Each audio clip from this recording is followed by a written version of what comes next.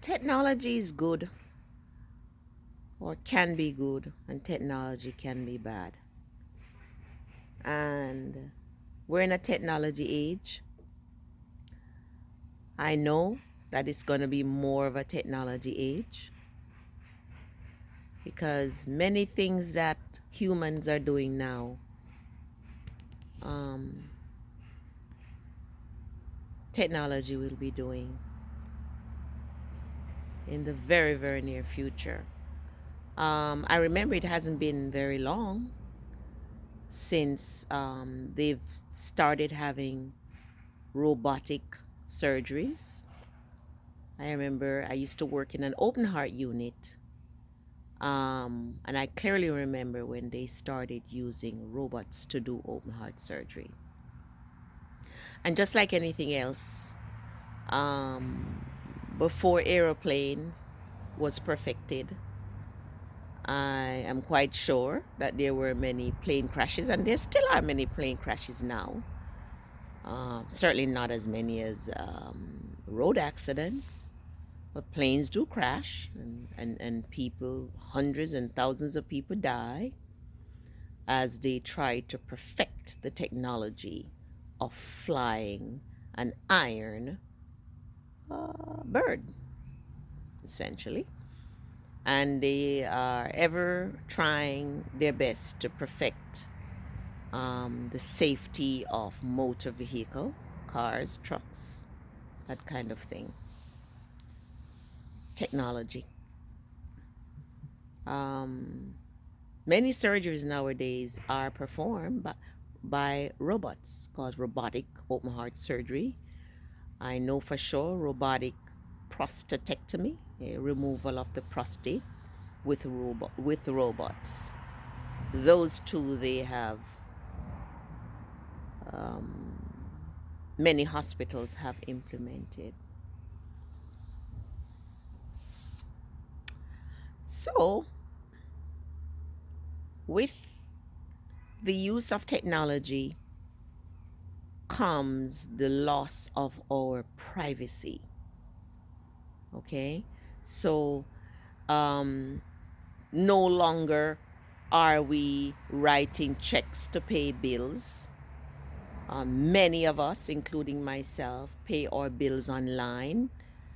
We log into our bank account and we pay our light bill or water bill or whatever bill, mortgage, rent, or we use the likes of PayPal or Zoom or those other apps to send money and to pay, and to receive money. So, with the use of these artificial intelligence and high tech situations, which we kind of don't have a choice, we have to get on board. Because if you've been to the bank recently, you realize that many of the banks have either no teller or they have one teller. And that is to discourage us from going to the teller line. It forces us to go to do online banking and also to go to the ATM if we need cash. And many societies nowadays, even so called third world countries, are becoming cashless. There are many places in New York where it's cashless. You cannot go and you cannot buy a soda or anything with cash. It has to be a debit card or credit card, PayPal, or something like that. So that's where technology is going. Now, why am I talking about this? I shop at Walmart quite a bit. It's not that I'm a pro Walmart person because I really don't like those large companies that put the small man out of business. But because me, like many people, have limited amount of funds to spend for our living expenses, I have to try to get things um, at a reasonable price, meaning my grocery. Even recently, I bought a printer for my business. I bought it at Walmart. Another reason why I don't like Walmart because there's a big company, and I know of many people who work there who have a lot of complaints about them. But what it's not about really about my liking them. I'm trying to save $1, $20, or whatever I can save. So I go there because Walmart sells things cheaper, and also they don't really give you a hassle when you want to bring back something. Sometimes even if you don't have the receipt, they don't give you a hassle. So those are the reasons why I tend to shop at Walmart. I find that if I buy my grocery at the local supermarket, as opposed to just waiting and pick up my grocery on Sunday on my way from church, because Walmart is near to church, I can save a good $20 or so per week. Now, $20 per week saving over a month, that's $80. And over 12 months, 12 is 96, that's $960 that I can save. And oftentimes you can kind of get everything you need there. Convenience, okay? So sometimes I go to Walmart and I do buy my grocery. I try not to use my debit card at these places. Okay, because if they put something on your card and you have to dispute it, you have a hard time with a credit card, not so much. So sometimes I do put my grocery on my credit card and then I pay. Now, recently I bought a pair of shoes for a family member online through Walmart.com. So I did set up an account for myself on Walmart.com. I went back the other day to purchase something else for that family member. And I kid you not, all of the things I usually buy at Walmart were on that site. And they were asking, do I want to reorder, for example, old-fashioned oatmeal, which I buy every time I go grocery shopping at Walmart. Do I want to rebuy Trilogy, which is this mixture of chia seed and flaxseed that I'm sure a lot of people don't buy, okay? But just some unique things that I purchased for my family. Walmart.com was asking me if I want to reorder them. What does that tell me? That every time I use my debit card or my credit card at Walmart, it's associating my card with me and it tracks my spending, what I spend, how much I spend, where I spend it, etc. And it keeps a record of that stuff so that when I go online, it's asking me if I want to reorder these things and I can reorder them. Now, I consider that to be a gross violation of my privacy. But unfortunately, as an individual, I can't beat big tech company and rich companies like Walmart. Maybe if we as a people, humanity, could come together, we might be able to fight these big, expensive, multi-billion-dollar company. But as an individual, there ain't not too much I can do. Okay? Like I said,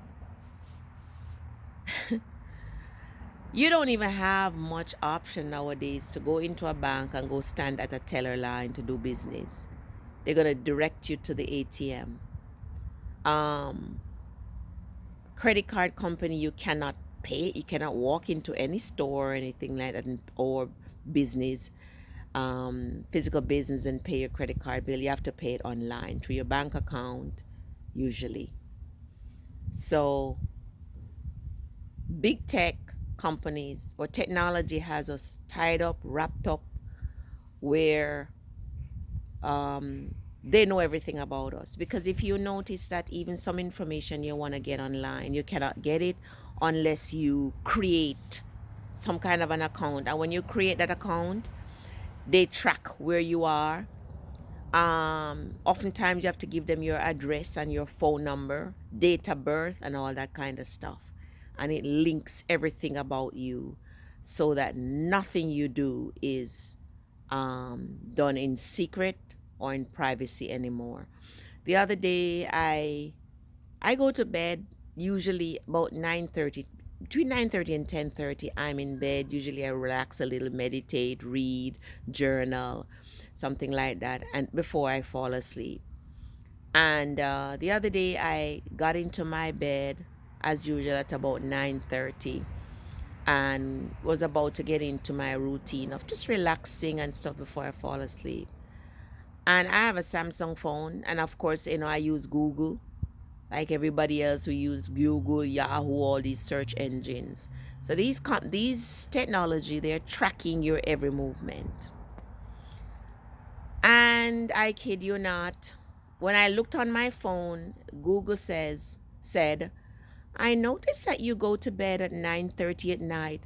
Would you like for us to set a reminder? No, I have never set an alarm. I've never set a clock. I've never done anything to remind myself to go to bed at 9:30. My body just automatically tells me that it's 9:30 and it's time to wind down. But technology is tracking my every movement and was able to tell me that I go to bed at 9:30 and ask if I want them to send me a reminder. Another thing that I noticed, like for example, I have a little credit card bill, or a little a balance on my credit card. Somehow, Google knows that I have that amount on my credit card. Google knows how much is due, my payment on the credit card, and when it's due. And Google sends me a reminder, some pop up to say your city card payment of such and such is due on such and such date. And I never did put a reminder, I never did link anything, but they link everything about us. And we all have these phones and devices, the Google device, the Alexa device, the smart TV, the smartphone, the smart this, the smart that. And it all of them tracks our whereabout and our business, and absolutely nothing is private anymore. Nothing. I was listening to the radio a couple days ago, and they said the Immigration Department of Homeland Security, is buying our people's telephone records from these telephone companies like AT&T, T-Mobile, and all of them. Department of Homeland Security is buying our telephone records from these companies so that they can use them to track undocumented residents in this country. So nothing is private. Absolutely nothing is private. I also heard that same Department of Homeland Security, I heard it on the radio the other day, that they are trying to force New York to open up their database for the Department of Motor Vehicles, so that Department of Homeland Security, aka Immigration, can come in and review everybody who has driver's license or IDs based on the New York state DMV records. And of course, probably they're trying to deport people who are not here legally. But even if the state tries to deny it, the federal government can override all of that. So we have absolutely no privacy, no privacy. Every single move we make is being documented and is being watched.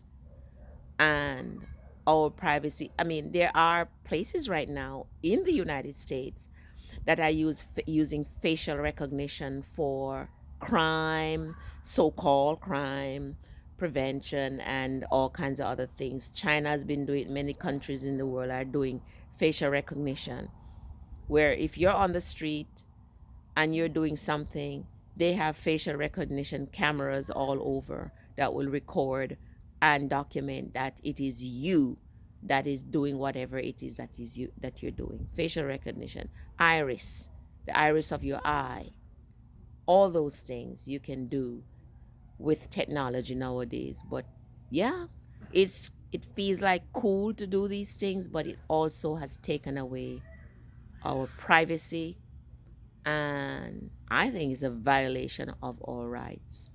We don't have a lot of say in this matter because the big tech companies are multi billion-dollar company, and they pretty much have the say in how these matters are handled, and definitely it's not in our favor. What can I do? If I go to Walmart or Penny's or any of those stores to use my credit card to buy something, and they're able to track, connect, start sending you advertisement based on what they know you have purchased. Sucks. I don't like it. But what can we do as individuals? Perhaps, like I said, as for humanity, maybe we could do something if we all got together. But we don't get together much, you know. We think individualism is the way to go. But any changes that ever happen in this world happen because people got together, joined together, and decide enough is enough. And I think enough is enough with these technology infringing on our privacy every day. Every day. Just wanted to talk about that. Take care. God bless.